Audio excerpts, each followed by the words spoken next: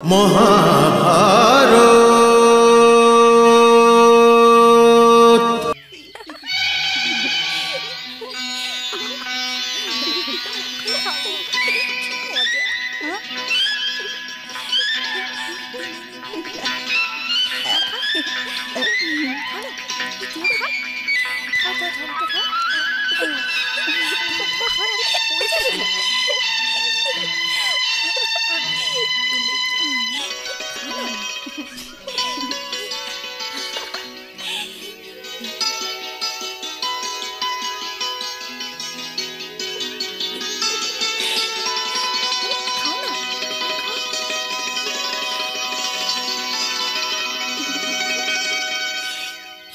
আজ তো ধরা পড়ে গেলে সোনা।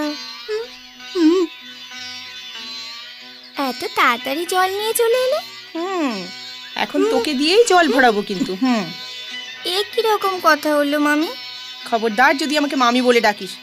আমি তোর কাকি রে, কাকি। কাকি হয়েও এমন করছো? আমি তো কখনো এমন কাকি দেখিনি। কাকি তো আদর করে কোলের ওপর বসায়, মাখন খাওয়ায় আর বলে, আরো খা আমার সোনা, আরো খা। অনেক মাখন খেয়ে নিয়েছিস, এখন তোর মার খাওয়ার পালা। মার। এখনই যাবো যশোদার কাছে, চল।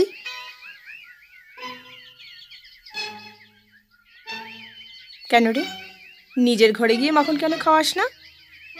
যশোদা তো মানতেই চায় না যে ওর ছেলেটা মাখন চোর। আজ আমি দেখছি, তুই এখানেই বাধা থাক। আমি এখনই গিয়ে যশোদাকে নিয়ে আসছি, আর ওকেই জিজ্ঞেস করবো যে তুই মাখন চোর কি না। বড় এসেছে মাখন চুরি করতে, মাখন চোর কোথাকার।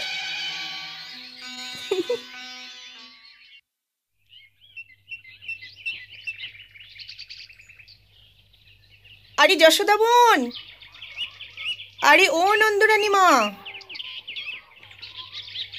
আরে ও কানাইয়ের মা, আরে কোথায় আছো যশোদা বোন?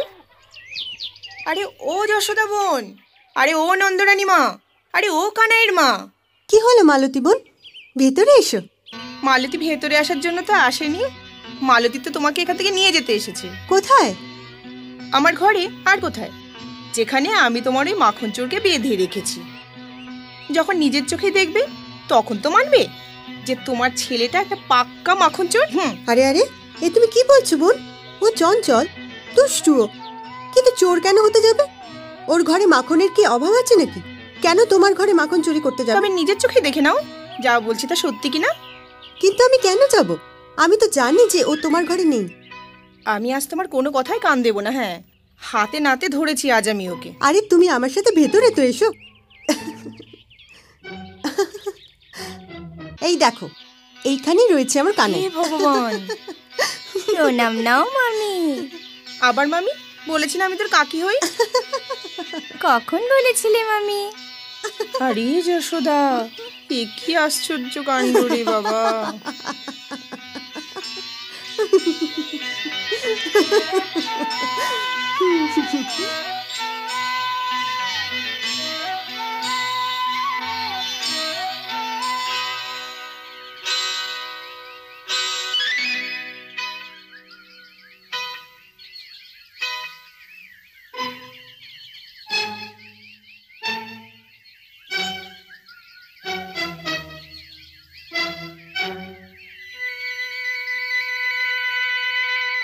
মহা